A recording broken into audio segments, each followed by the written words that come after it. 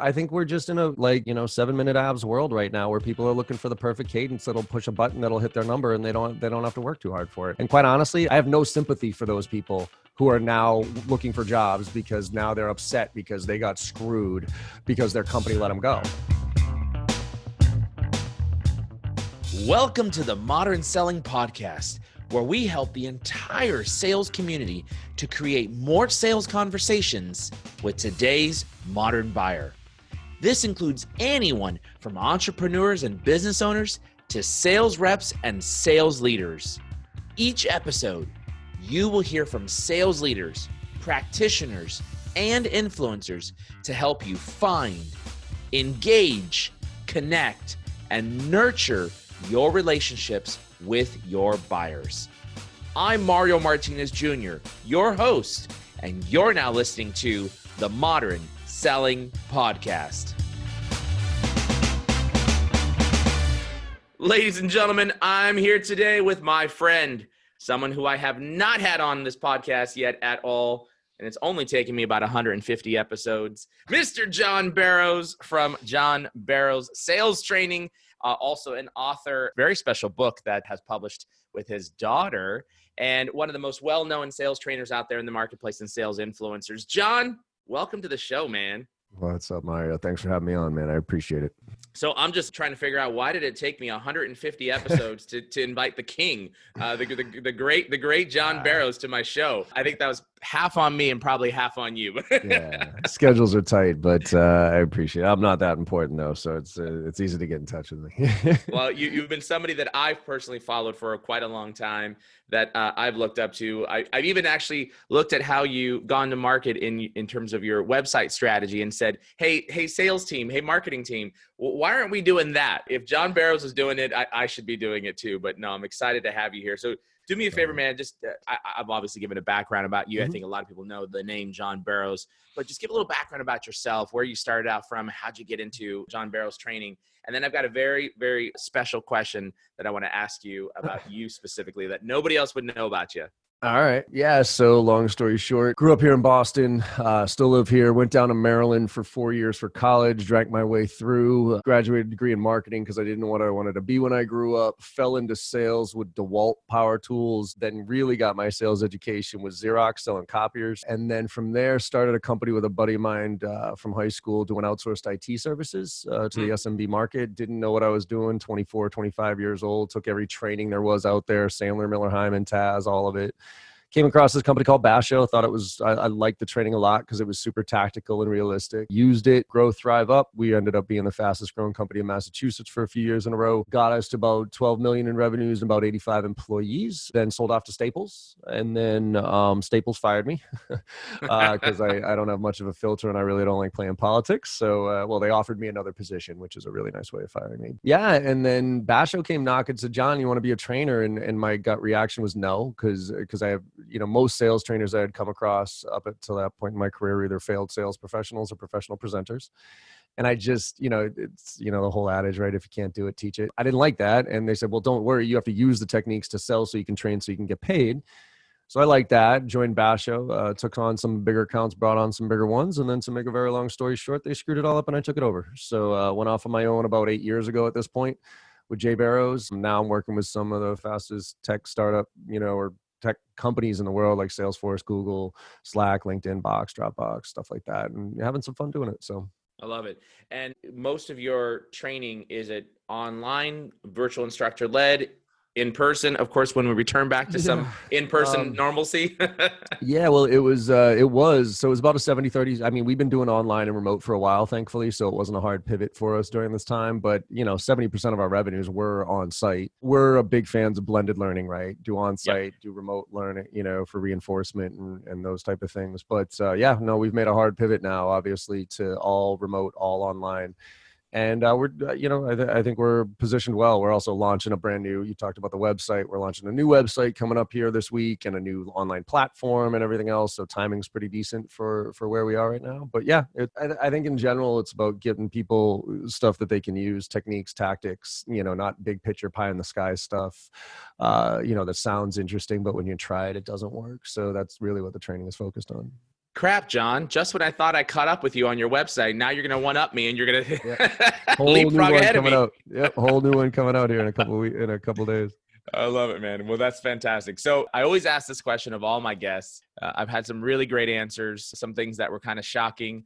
Tell us something nobody would know about you, even if they were looking at all your social profiles.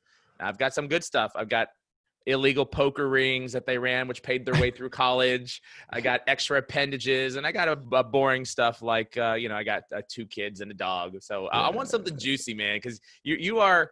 I don't get a lot of juicy stuff from you, so I want something juicy. Well, I think there's one you could find out that's interesting, but you got to dig for it a little bit. And then there's one that I'm starting to get a lot louder about. So one is I worked for Jack Welsh and Susie Welsh for a couple months, getting their online MBA program off the ground. And probably one of the coolest experiences of my life was interviewing with Jack Welsh and having him interview me and shooting the shit for like 2 hours with him. And, I don't usually get starstruck all that often, but, I'm sitting there across, not even 3 feet across the table from the man, the myth, the legend, Jack.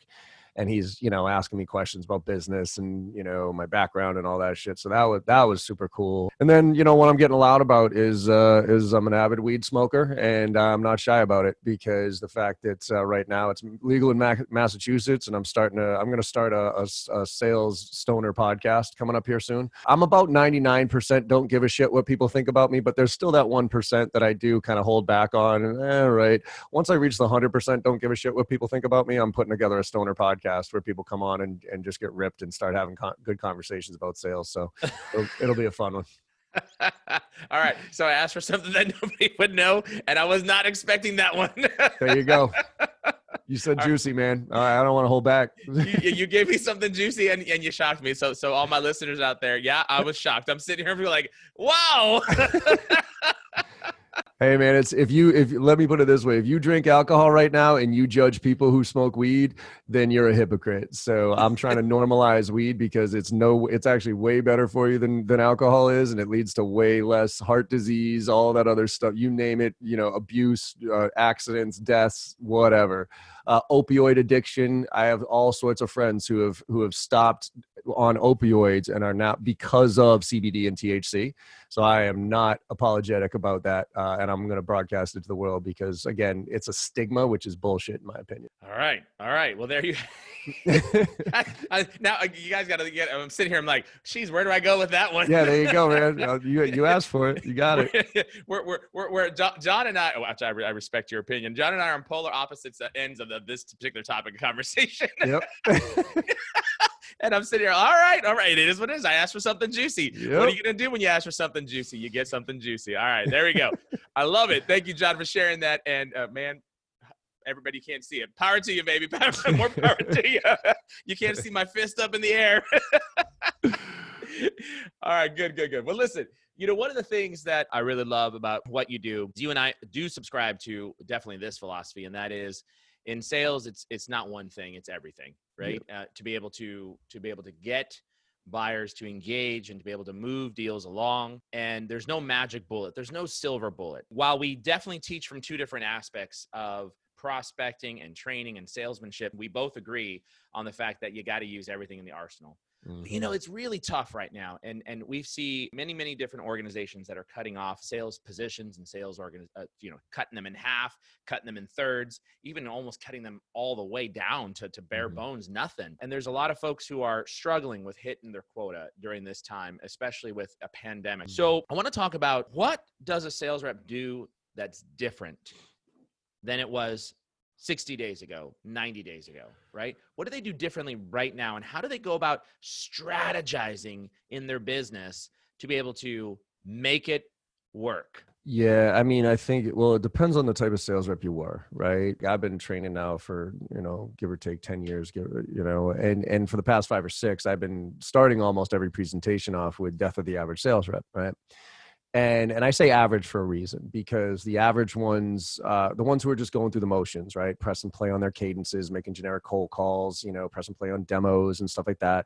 Like I was watching them, and I'm sure you were too, watching them get replaced slowly by technology, right? Yeah, It was exactly. almost like if you made the analogy to the manufacturing world is like, oh, I'm the best widget maker ever, right? I'm never going to get replaced. And all of a sudden, computers come in and replace the widget job.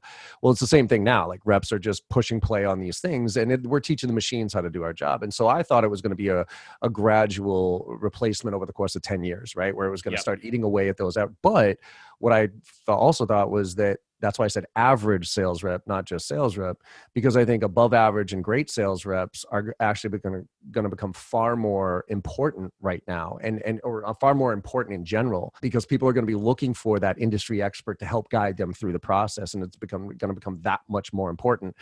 And again, I thought that was over the course of the next 10 years. COVID comes, punches us all square in the mouth, and it happened, 2 months ago, within one fell swoop. And so I hate to say it, but all those average sales reps who haven't been treating this as a profession and upskilling on a consistent basis and learning and just going through the motions, those are the ones who are getting laid off. Everybody knows that when layoffs come, they don't start with the best reps and they move down. They start with the shitty reps and they move up.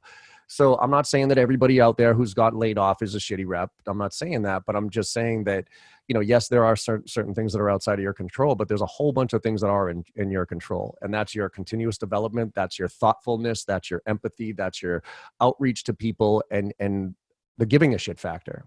And, Morgan, who's on my team, Morgan Ingram, him and I were having this conversation. And I think the silver lining to this whole, there's a few silver linings to this whole mess we're in right now. And I hope one of them is this, he's a millennial, he's a 27-year-old kid. And he said to me, he goes, you know what, John, my generation has grown up in kind of a point and click world, in the sense that if I want to catch up on a series, I don't have to wait until next week and, wait for I can go to Netflix and just binge watch it over the weekend. Right. When a movie comes out, I don't have to wait for it to come out on VHS and then wait in line at Blockbuster and, hope that they have enough copies for me to rent. If I want my favorite restaurant food, I can Grubhub and have it, shipped to me, to my door immediately. If I want to hit my quota, I can push one button on a cadence and send out 1 million emails and get, a few meetings and a few conversations going without really having to try too hard. So I think this is kind of a forcing function for all of us to kind of stop and think and realize that, we were not, historically sales, we don't really think about the other person on the other end of that phone or the end of that email address or whatever it is. We look at it as a number that we have to hit so that we can hit our targets, right? I think now is a time to go deep on both personalization and relevance, so that we can actually start caring about the people we're reaching out to now. So what can sales reps do? They can stop. They can stop with the cadences. They can stop with the automated everything and actually go deep on. I mean, the thing about personalization right now is it's actually easier now than ever, because every single company, every single executive is tweeting and posting and sharing about content about what's happening out there right now, right? And so you can make it personal, but the key factor here is you don't just make it personal, right? You have to make it relevant as well. Yeah. Right. And that's the missing link I think a lot of people have. They'll go out and say, hey, John, I see your, University of Maryland, go Terps. But then they'll hard shift into this piece of crap elevator pitch that has nothing to do with what I would need or who I am or what my priorities are or anything like that. So a couple of things. One is, do that homework a little bit more these days. Really try to put yourself. Empathy is not just saying hope you and your family are doing well. Empathy is actually putting yourself in that other person's shoes and understanding what they go through on a day-to-day basis. So for instance, say, you and I, we, VPs of sales, right? So let's pick VPs of sales in the SaaS industry. It's not that hard right now to Google VPs of sales, SaaS industry, priorities, COVID-19, 2020. And read a few articles that talk about what VPs of sales in SaaS are going through right now and the challenges that they're having managing remote workforces and that type of stuff, and making a connection to that when you reach out and then aligning your value proposition to that, and not just giving me the whole value proposition, but what's the component of your solution that helps me with where I am right now, right? So I think those are some of the things. Outside of, I could laundry list a whole bunch of other stuff, self-development, education, all sorts of things that reps I think should be doing right now to recenter on what's critically important to be successful. So it's funny. I got 2 stories to tell you, man. And the first one is I literally just sent out an email this morning to our sales team. And the subject line said, "You won't be successful." And the very first sentence in the email says, "If you do not become precise about your follow-up and follow-through." Yep. Right? So now this was about the following up, but take off the follow-through and follow-up, about precision. And inside of there, I closed with something to our sales team. And I said, "As you know, I demand perfection of myself in our sales craft. I don't need you to be perfect, but I do need you to be firing on all cylinders to drive towards success." And this word that you mentioned, about personalization, empathy, thoughtfulness, relevance, that's all what I would call that precision factor, right? Under being very precise and prescriptive about how you go about engaging and having a conversation. And I just think about it, man. If you go back to, I've been selling since 22 years now. Yep. And if I go back to when I was going to networking events, conferences, I didn't walk up to people and start saying, "Hi, John, you know what I care about? This is what I want. I'd like to have a meeting with you. I have the greatest thing in sliced bread. I have a product that is." You don't do that. If you walked up to somebody and shook their hand and immediately said, I, they're going to be like, Conversation. Yeah. yeah, end of conversation. That's it. You're like, weirdo. So why are we now taking that and we're now putting that onto an electronic medium, whether it be, in your case, as an example, like, tools like SalesLoft as an example, right? Where we're just pushing out, a tech. I think I heard you say we're teaching machines to do our job by basically, what I call the spray and pray approach. It's an amazing tool. Don't get me wrong. It's amazing technology when used correctly, but it also has its downside because you avoid that precision factor, and that personalization is another huge important one. And I'm going to pause there. I'll come back to my second story about this personalization and let you respond. Yeah, I mean, I think it's what you said earlier, is that everybody's looking for the silver bullet. You know what I mean? They're looking for I can't tell you how many emails and in-mails and tweets and stuff I get of saying, "Hey, John, do you have a email template that I could use to get into this account?" And the answer is no. Like, I have some structure that, of how to write a good email, but I'm like, there's not one email and everybody's looking for it. Like, we're in this fake world right now of Instagram and everybody's showing like how great things are when behind the curtains, it's a nightmare. And people aren't willing to put in the work. Like, I'm sorry. And I hate to say it, and you want controversial. Like, I think 80% of this world is sheep. They just go through the fucking motions, and they look for somebody else to tell them what to do. And they're not willing to, 7-minute abs and 8-minute, you know what I mean? This really, like, here's this thing you can wrap around your stomach that'll, make your abs really strong by just shocking you every 5 seconds. It's like, what here's a pill that you'll never have to work out again. It's like, Jesus, like, by the way, I will say I did buy one of those machines. Yeah, right. Of course, we all have. I hate working out. Like, look, if I could take a pill that would make me ripped, I would do it. Absolutely. Right? But when it comes to sales and success, real success, it's kind of like the same reason that most people who win the lottery end up being more broke after, right? Because they didn't earn it. They didn't earn it.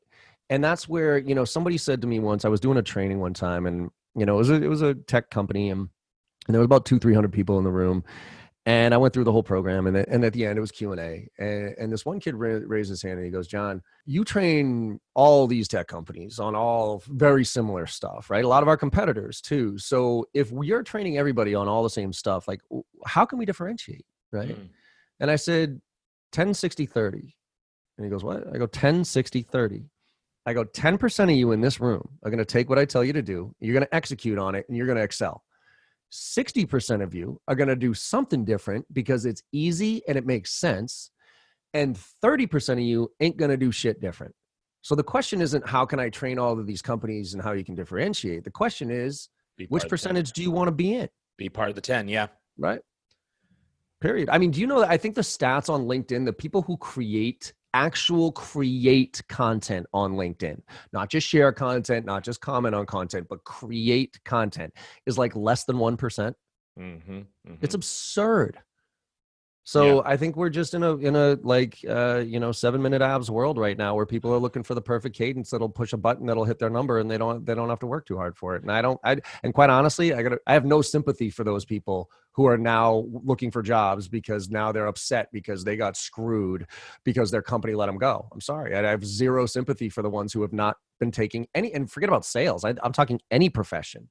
if they have not been taking their profession seriously and not been honing their craft and trying to get better and finding ways of improving on a consistent basis, I don't have a lot of sympathy for you. I don't know what our content team is going to come up with as the topic of this conversation, but I have a feeling the 7-minute abs world is going to be inside that subject line.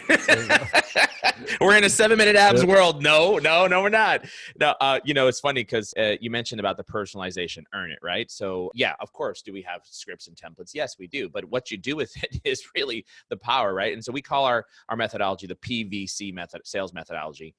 P for personalize, V for value, and C for the call to action. But you nailed it, which is, look, there's a couple ways to personalize content. You can personalize to the buyer, you can personalize to the individual buyer, that is, or to the persona. Yep. But in all cases, you got to have relevancy.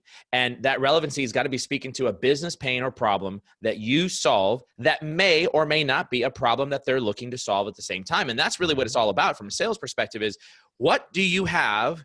Is it going to solve the problem at the time that they needed to solve the problem? If it's not now, then when is it, right? And that's what we're looking for, is that alignment of the stars. And so whenever anybody's looking at reaching out to someone, especially our sales team, we have inside there, hey, here are the top 3 business problems that are facing VPs of sales or VPs of marketing that we sell to. Speak to one of them, speak to 2 of them. See if it's a problem. If it's not a problem, if their prospecting is perfect, if they've got enough in their pipeline, if they're having enough sales conversations, guess what? They don't need us. Right? So find the people that need you, but understand what it is that your solution solves. And I think, John, if I were to line up 100, this would probably be a great, we have to figure out how to orchestrate this. But I think if we lined up 100 sales reps to be on a call, and we brought them on and we said, in 30 seconds or less, I'll give you 60 seconds or less, what business problem do you solve? I bet you 90% of them would not be able to answer what that business problem is. 10, 60, 30. 10, 60, 30. That's 10%, right. 10% would be able to give you a crystal clear answer to it. 60% would muddle around, and 30% would throw up all over themselves, almost guaranteed. Right. Yeah. And you mentioned something important as far as understanding your personas and who you're reaching out to, and the value and the problem that you solve. And to tie this to one of your first questions of like, what should sales reps be doing different right now? Look, today, your persona, your ICP, your ideal customer profile has changed, period. Like, if you are not resetting who your ideal customer profile is right now, and if you're using the same pitch you used 3 months ago, you're going to fail. Because look, there's certain industries that used to be great for us. Now they're not. There's certain, size organizations that used to be great for us that now they're not. Like, there's certain indicators now that are happening within businesses, and the same thing with personas. Maybe the persona that you sell to hasn't changed, but their priorities have absolutely changed. You know what I mean? Like mine as a CEO of my little 7-person company here, we had stretch goals of 4 million. That's what we were going for, and blah, blah, blah. And that's what drove every decision we made, right? Now, my goal is not 4 million. My goal is to keep all my employees. Yeah. That's my goal. So if you talk about how you can increase revenues and all that other stuff to me, whatever, man. I got my own plans for that. But if you reach out to me talking to me about, John, how can we, we have some tools that can help you, keep your employees satisfied, engaged, employed. I'm listening, right? But you have to reset that stuff. And I think right now, here's another thing where sales, marketing, and customer success should be coming together now more than ever, because who has that answer, by the way? We do a lot of guessing. We do a lot of hypothesizing in sales. Like, okay, Mario, you're a VP of sales in the SaaS industry. I can do some research on that. I can understand what your main, in general, what problems that you face are. And I can maybe make a hypothesis of, because you're in that role, whatever, right? And that's better than just a generic elevator pitch, no question about it. But who actually knows what their priorities are? Your customers. Yeah. And guess what? Your customers right now, there's a lot of first of all, if your customers get value out of your service, which hopefully they do, they don't want to see you go out of business. All right. Right. So they want to help. Everybody's trying to help each other. How do I add value? Right. That type of thing. So why not go to your customers? Pick the personas in your customers that you have, that you sell to. So for us, it's VPs of sales, CROs, and VPs of enablement, right? Go find the top 5 VPs of sales in your top 5 customers, the top 5 VPs of enablement, and the top 5 CROs. And do a little panel discussion with your sales team about what's going on with you guys right now. Like, what are your new priorities, and, what messaging would work, and how can I add value? Like, people are always asking, like, how can I add value to my client base? I don't know. Ask them. You know what I mean? Like, go ask your Right. customers of what, hey, if I were to reach out to you right now, what would resonate? If I were to share content with you right now, what would you get value in? And then use that to then go out and test to the marketplace and iterate. And I think most people, if you ask them, hey, could I ask for some help? Like, Mr. Customer, Mrs. Customer, could I ask you for some help? Yes. As soon as you say it that way, yes, yes, yes. I know there's that, the saying, the global saying, we're all in it together, right? It's true. We're all in it together. And I think that's a brilliant idea. I want to come back to a little bit of a story, and I'm going to tell you about the story, and then I'll tell you what I did. And then you tell me what went wrong here. So I got a, quote, personalized LinkedIn message. Now, I'm not going to mention the name because this individual obviously has now connected with me and understands the issue that we talked about. But this was the message. It said, "Hi, Mario. I hope you're staying safe in this challenging time, ? I obsess on how businesses break revenue barriers and achieve consistent growth without stress and overwhelm, regardless of economic climate. I hope that we can connect and share insights together. Thank you in advance." And then their name. So look, I've been at this game far too long to know that was a copy and paste. That was a copy and paste, and there was no relevancy whatsoever. Right. Actually, I'm telling you what's wrong with it. I'm supposed to wait for you to tell me, right? Let me tell you what I did. So here's what I did. Every time I get a message like this from a sales rep, I do diarrhea of information back. And all I do is write a message back saying, "Hey, thanks for reaching out. I believe you'll find this program called Selling with LinkedIn of value. It's training by Vivica and myself. It's $97. It was $497, but as a result of COVID-19, you can't go wrong with this particular one. If you want to leverage the platform to create more sales conversations, here's the link." I send that one. Then I followed up immediately with, "Oh, by the way, are you a podcast listener? Maybe you've heard of the Modern Selling podcast. If not, here, go ahead and click on this link and it'll open up exactly on what device you use. Thanks. Yep. Take care." Right? That's what I respond with. Yep. And I do that every single time now for the last 30 days. And this person responded back. This was the first person. And he said, "Can I be frank? Mario, can I be frank? You're leaving so much money on the table. It's not funny. Going straight for the sale like this is not what works on LinkedIn. Are you sure you have had results? Numbers are just numbers, but I know for a fact your conversations would be much higher if you took a far gentler approach other than going in for the kill. I have no idea who you are, so why would I buy from you now?" So he just justified your, right? Exactly. And I'm like, he got it. So then I write back. In answer to your ding. Exactly. "Hi, so-and-so. In answer to your question, I did it on purpose and you wouldn't buy from me. That's exactly why I sent it to you, because your personalized invite was automated and the same for everyone else that you sent it to you. Your original non-personalized invite was I obsess, I hope. My actions were done to prove a point and direct response. If you're attempting to connect with me as the CEO of the world's largest modern sales training company, take the time and message me, not with a canned message, but with an appropriate personalized message to me. Otherwise, you run the risk of the recipient seeing this as a spray and pray, or worse yet, you're gearing up for a pitch." 100%. So it was great because he got it. This is one of the few sales reps that didn't get offended and actually wrote back, "I got it. I got it." And then I wrote back to him, "Now that you actually got it, I'm absolutely willing to connect with you. And here's what I'm going to do. I'm going to help you. I'm going to actually give you these pieces of information that might help you on your journey.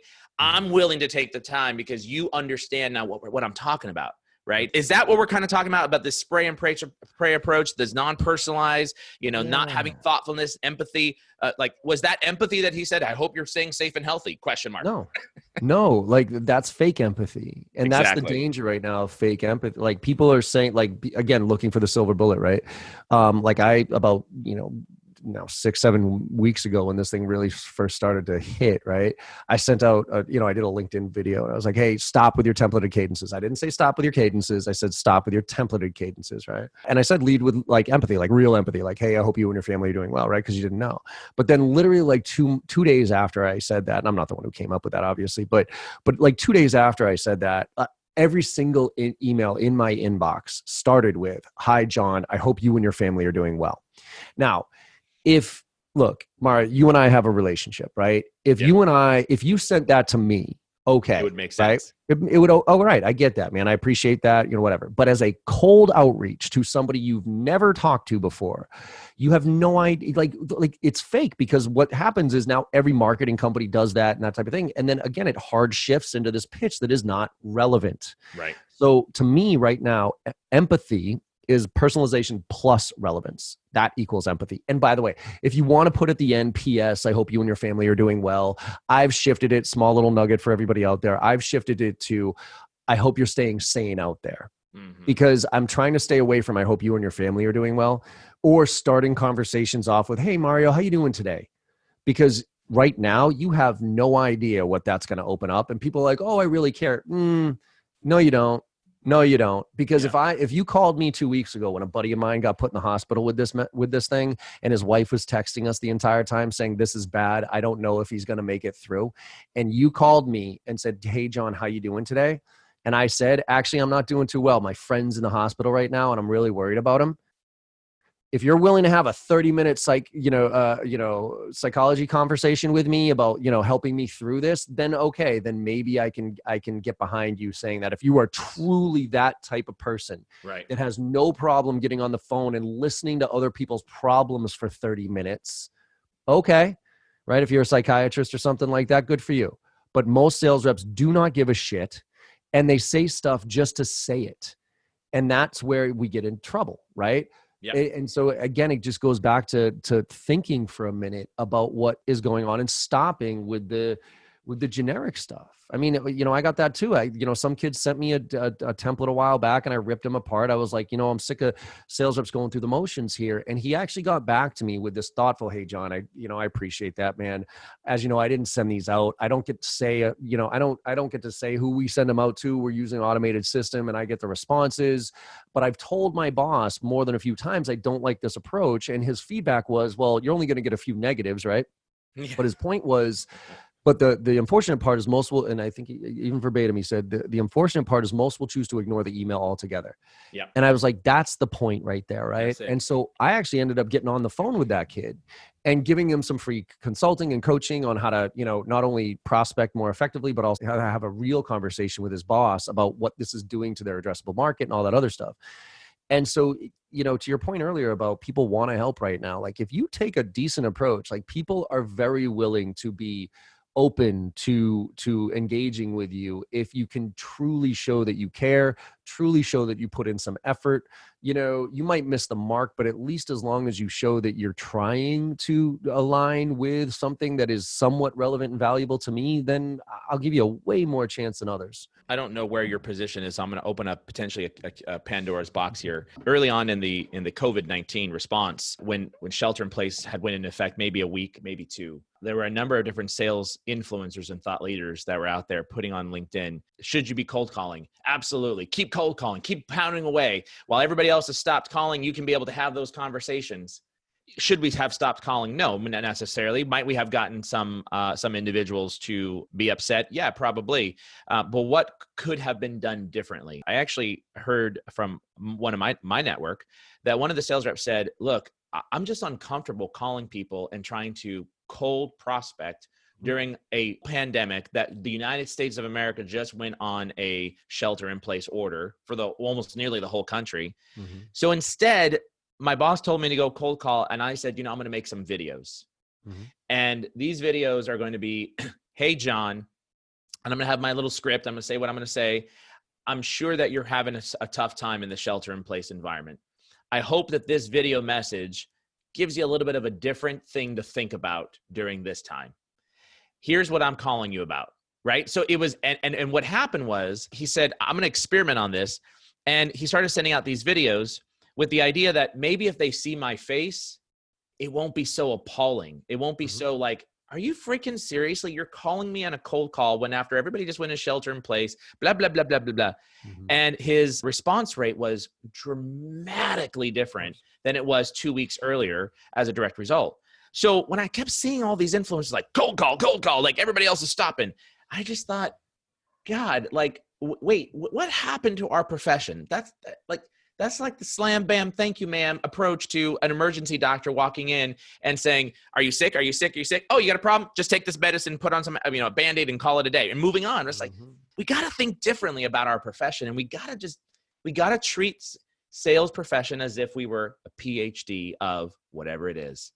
And it bugs the heck out of me, man. What do you think? Yeah, no, I felt the same way. I think first of all, I think we, again, need to back up, reassess our ICP, reassess our persona, reassess the value that we bring. And then actually I do want if your solution can actually help people in this moment right now, right? I actually do think it's our obligation to reach out, right? Absolutely. But we have to have ammunition. We have to have stories. We have to have examples. We have to have relevance, right? But for me, and this is just a personal thing, I have no data on this, right? But yeah, I actually think we stopped leading with a cold call, right? And warming them up instead, right? So hitting them up on social, sharing a piece of content, sending an email, and then making a call as it related to the story that we were trying to tell them.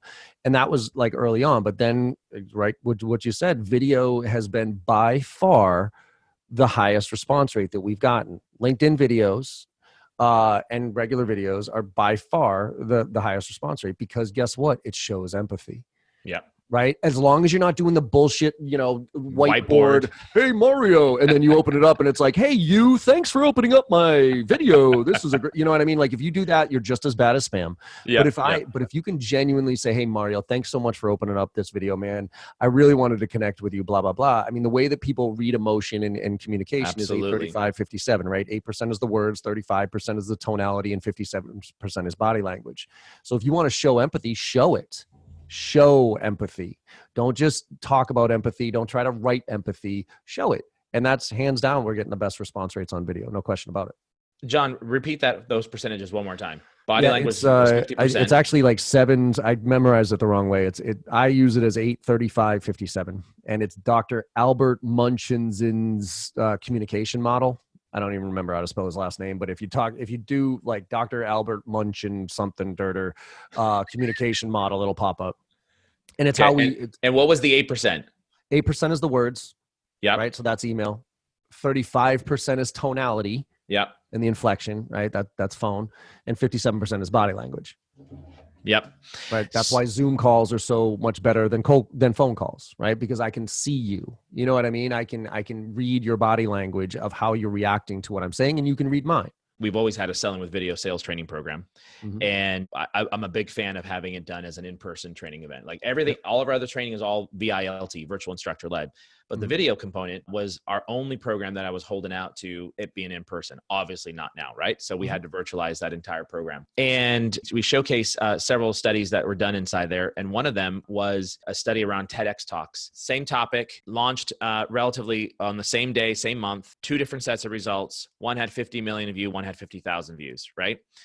And there was a study that was done. It was comparing the difference between the two. And what it found was nonverbal cues, body language all day, and modulation and voice inflection, those types of things, which is the tonality that you're referring to, is what drove the significant difference between the two different sets of views on a video of the similar topic. And what it was in the first few minutes of the video, there was double the amount of gestures that were done on every one of those videos that went viral and the ones that versus the ones that did not.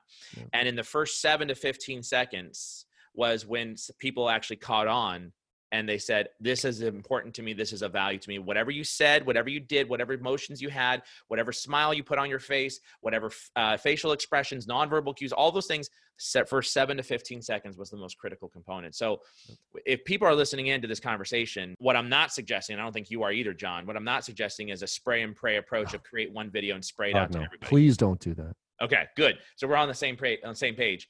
And this goes back to our original piece of the conversation where I called it precision. John called it leading with empathy and thoughtfulness and deep personalization is what he said, right? Where we're both in a probably violent agreement on is take the time. You may have a script. You may have something that you're going to say, right? Yeah.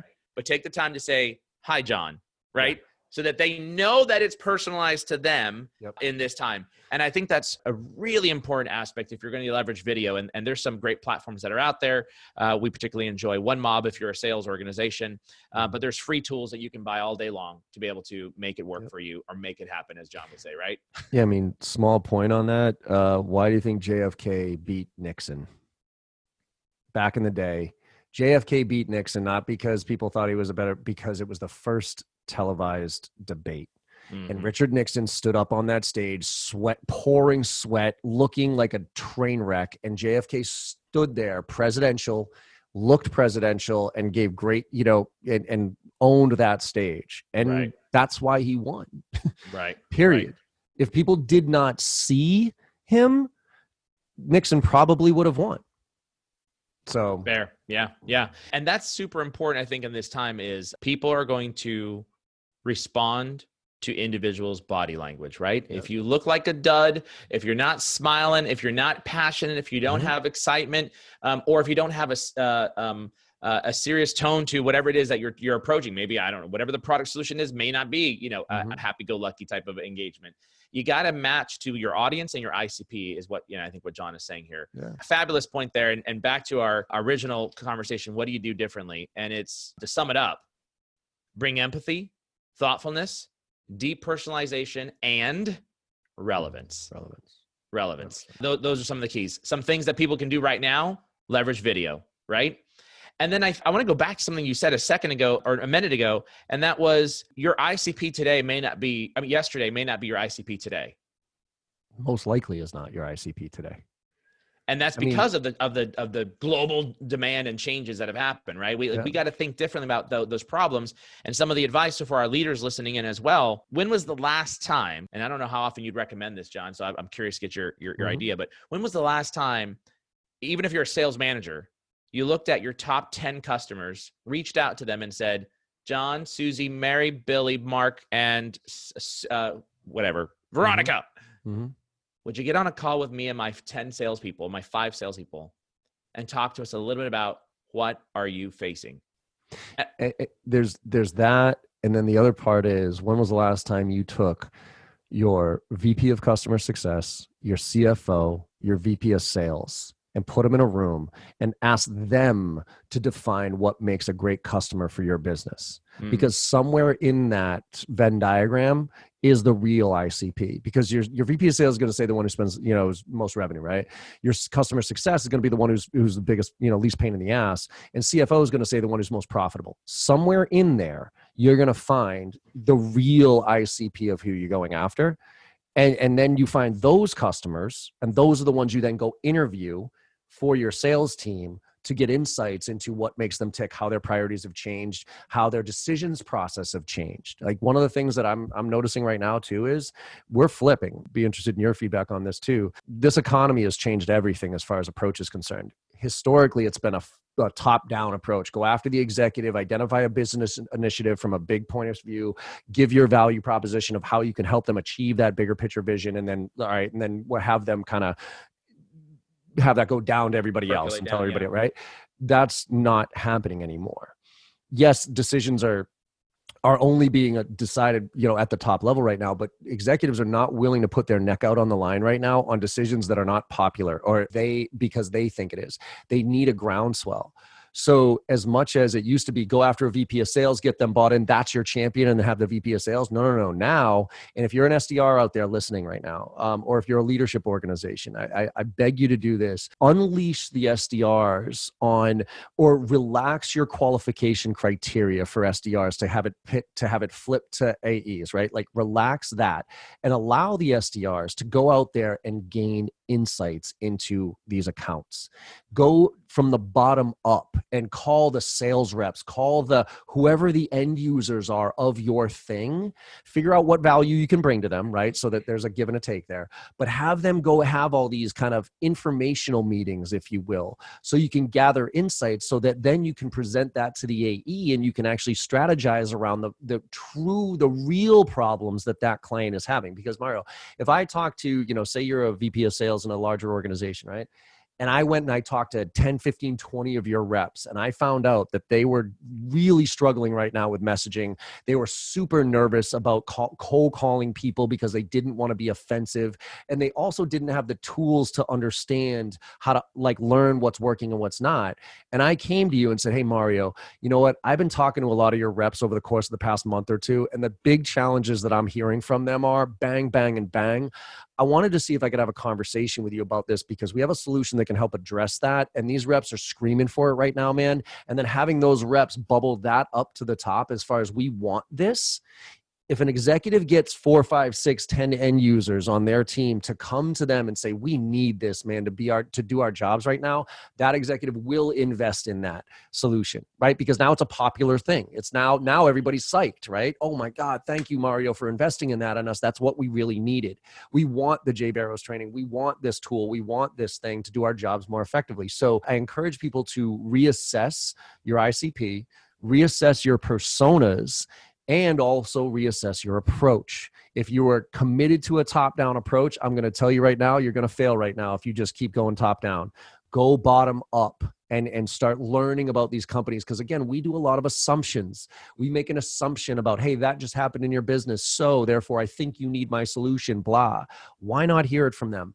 Why not hear it from their users and say, hey, we're listening and we heard, and this is what we think, right? So what you just described, I'm smiling over here. I'll tell you a little story. What you just described can be applied whether you're selling, in our cases, we sell sales training. So we can actually get down to the sales rep level, but also could be applied into the IT technology space, right? The end user buyer is really those that are going to be using the tool, the technology, the process, the automation, the platform, whatever it is, find those people. But interesting that you mentioned that, John, because we have our sales team, and that sales team was structured around market segments. SMB with 25 sales reps and below, mid-market, 24 sales reps and below, 25 to 100, and then enterprise, 100 sales reps and above. And so when we came out with our COVID-19 response for sellers who are really trying to figure out how to leverage LinkedIn, and we had a huge groundswell of leaders saying, oh my God, I should have listened to you 4 years ago, 3 years ago, 2 years ago. What do I do now? I have no idea what to do from a digital perspective, right? So we came out with a COVID-19 response, and we took our training package that we sell online, $497, and we dropped it down to $97. My cost, that's my cost, right? So I'm selling it at cost to help, as my way to give back. But what we found was that it wasn't corporate buyers who were buying this. In our case, it was all individual sales personnel that were buying this. So this started happening back in late March, early April. And we quickly figured out, wait a minute, we had 1, and then 2 days later, 2, and then 3 days later, 10. And then all of a sudden, and Johnny talked to Billy, and Billy talked to Mark, and Mark talked to Susie and Veronica. And all of a sudden we were like, we just got like 15 sales from one company. Hold on a second. Time out. So we took our SMB team and we said, look, you're still going to do all SMB. You're going to follow up on all the inbound. But now what we're going to do is we're going to go to our enterprise mid-market accounts. And I want you to start engaging with all the sales rep and say, hey, John, and we've had a bunch of sales folks who've purchased this particular program. Are you interested? Would you like to have a conversation about, because this was the problem they were trying to solve. And what we did was we started saying, create the groundswell. And then what we did was we took Kurt Shaver and myself, I'm still a selling CEO because I can't get out of the field. And we started going from the top down and saying, hey, were you aware that we've got all these people that are buying and here? So it was like, go from the bottom and the top. And now if you start creating that demand from the bottom, look, you're still going to win. You're still going to win. It might be the long tail. Like you're going to have to sell 10,000 units just to be able to get the same size deal as you would as a corporate enterprise.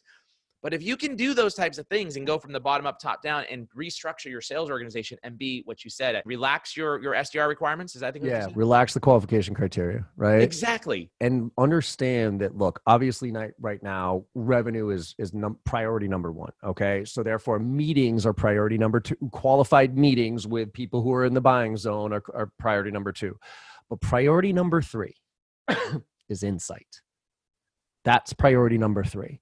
Is not necessarily, I mean, look, if you have something that you can sell for $99 to a bunch of people and then create a groundswell, great. But if you don't, gather the insights, Figure out what are the 3 to 4 questions you should ask every single individual user that is in that user base about what their challenges are and that type of stuff. Figure out what you can offer them to give value in return for that insight, right? And then unleash that and have a Google Doc with that information. Like what we're doing right now, we have a Google Doc that we share, and it's every single conversation we have with anybody, right? Whether it's an individual rep or an executive or whatever it is. Forget about tracking in Salesforce. Yeah, we track all our stuff in Salesforce, but we have this Google Doc to make it easy, where as soon as I get off the phone with them, I write down who that person is, what their title was, what company are they in, what industry are they in, and what was the outcome, and then what are the 3 pieces of information that we're looking for as far as what challenges they have and those type of things, right? What tools do they wish they had? What are the biggest obstacles, that whatever that is, right? And we do a weekly scrum now on Fridays where we open up that spreadsheet and we look for trends. We're like, all right, where are we seeing success, right? Same thing. If you close a deal right now, right? If you close a deal right now, you should be ripping that deal apart and assessing, where did it come from? Who was the buyer? Why did they buy? What was the problem? What was the process, right? So you can start to look for commonalities so that you can then take that and apply that to your new ICP and go find people that fit that profile. So I beg people right now that if you are like, there's a lot of companies that you and I both know that are really having a hard time selling anything, right? They just, for whatever reason, their product is a nice to have and it's just not on the priority list. So fine, flip your organization into a data collection organization and try to gain as much insights of your user base and your customer base so that you can use that to better message to them, better approach them, add value to them, all that stuff. That's fabulous, man. Great ideas, especially on gathering those insights. So whether you're doing the approach like we are doing and creating that groundswell from a purchase standpoint, there's tools and technologies that are out there that, can get the groundswell going, or you're going after the insights from the end user. And I think this goes back to, my Miller Hyman days, where you've got the end user buyer, right? Your end user buyer. Find those people, gather the insights, create that groundswell, be nimble, get somebody in your marketing team or your sales operations team or sales enablement team to help prepare a standardized, deck that can help take this insight and put it into a nice, pretty format that you can go to the executive team and say, look what's happening. Your new champions are the end users. Yeah. We think of champions as executive, pushes it, sells it for you internally. You now have to develop a whole bunch of little champions to start talking and telling people up top, this is what we need. We want this. Because again, no executive right now is going to stick their neck out for a solution that nobody else even knows they want or need. Because nobody's looking more than 3 months out anyways. I don't know about you guys, as far as my plan is concerned, I don't look at it, like 3 months is about as far as I can see right now. And even that's a stretch to me. So anybody's talking about a 2-year plan or a 3-year plan is full of shit. They are looking at, what can I do right now to maintain my employees, to get everybody, keep going through this stuff. And if you have your employees who are saying, I need this, they're going to make those investments, not the ones that sound great on paper, but really don't ultimately get everybody bought into it. March 16th, I had, right before everything went shelter in place, I had launched company-wide business plans. The 1-year annual business plans were due on April 30th from everybody in our company, right? Yep. On April, whatever it was, 3rd, 4th, I sent out an email to our CMO, Bernie Borges, and I said, we're no longer looking at a 1-year plan. We're not even looking at 90 days. I want us to focus on a week-to-week plan over the next 30 days, and we reassess on a weekly basis. What are we doing because you're right. I mean, even while we have a set of services that, quite frankly, people need and want to learn how to prospect using digital, no doubt, but we're impacted. I've got hundreds of thousands of dollars sitting in open AR right now from companies who haven't paid us. Right. So we're impacted just like everybody else. But the reality is our focus is week to week or 30 days, maybe a 90-day window, maybe a 90-day window. And I think you're on the same page as me. And I beg all the leaders out there listening to this. This is what I told my team. I go, look, guys, you won't be surprised unless I'm surprised. Like, I'm not going to show up on a Monday sales team meeting and say, sorry, I got to lay off half you guys because, whatever. Right. And the only reason that would happen is if all of a sudden the floor fell out from under me on Sunday night. You know what I mean? Yeah. But as a leader, if you are not being transparent right now, if you are not reassessing your ICP, if you are not resetting your goals for your team and those activity levels, and you're still holding them to the forecast and the activities levels prior to, I think you're doing yourself and your company a disservice. It's just, it's one of those things where leadership starts from the top, but everybody can be a leader. But right now, if you have to be in constant communication with your team about the trends and involve them, because then people will feel good about what's going on. It's like, okay, I know what's happening. It's like, this is scary, but at least my leader is sharing to your point, week to week, this is what we're doing. This is what we're changing. This is what's happening. Right. But I need that insight from my team to be able to make those decisions. No doubt. And even myself, CEO, we've got 30 people in the group, and I am involved intimately on the chat session, the all company chat, sending out weekly messages, and sometimes even multiple times per week. Like I love your point. You won't be surprised unless I'm surprised. And I subscribe to the same philosophy. Well, listen, man, this has been a fabulous conversation. It sounds like we have a lot of alignment, a lot of strategies. Maybe we should look at doing business more together. Yeah, definitely. So one last question for you, or two last questions for you, man. If people want to get a hold of you, you're all over everywhere, but what's the best way? Is it Twitter? Is it LinkedIn? Is it Instagram? Actually, Instagram. I mean, Twitter, LinkedIn, if you want to get the most recent stuff that we're putting out there, because that's where we're sharing, kind of to your point, week to week. Like every time I'm thinking of like something new or something, we find something works or whatever, that's where I put the videos and content out there, myself, Morgan, and James. But if you want like free consulting, or if you got questions, Instagram is actually where I'm doing most of my coaching and one-on-one and free consulting there. That's John M as in Michael Barrows. So JOHN M as in Michael, BARROWS. That's my handle. That's the easiest way if anybody's looking for some insights or, what's going on these days. One last question for you. Your all-time favorite movie. What is it? I'll give you my all-time favorite, and then my second, because it's more relevant to us. My all-time favorite is Animal House. That is hands down my all-time favorite, not only because it was just an awesome movie, but it fundamentally changed, right? There was a lot of cultural things that movie changed, and perception-wise. But my second favorite movie and all-time favorite sales movie is Tommy Boy. Tommy Boy. So Tommy Boy is hands down the greatest sales. Anybody who says that their favorite sales movies are Glengarry Glen Ross, Wolf of Wall Street, and Boiler Room, I'm telling you right now, those are the worst sales movies I've ever seen in my life. It's everything that's wrong about selling. You want to go watch some great sales movies? Go watch Pursuit of Happiness is my second favorite, and then Tommy Boy is my first, because that is genuine sales. Some kid trying to figure it out, you know what I mean, and all of a sudden catching it, and he does it for all the right reasons. So if anybody's looking for some stuff to watch, on Netflix or whatever it is over the break here, and you're looking for some great sales movies, watch Tommy Boy. There you go. There you had it, ladies and gentlemen. The great John Barrows, my friend and an amazing sales trainer. I hope you enjoyed this session of the Modern Selling Podcast. Don't turn that channel, because you've got one last important message to listen to right now. Take care, y'all. Thanks for listening to the Modern Selling Podcast. Please do me a huge favor and give the Modern Selling Podcast a rating and review on iTunes. I would appreciate it. Also, if you want to easily find our show, just go to themodernsellingpodcast.com. Hey, since you'll be on our site, be sure to check out our Modern Marketing Engine podcast, hosted by my co-founder and CMO, Bernie Borges.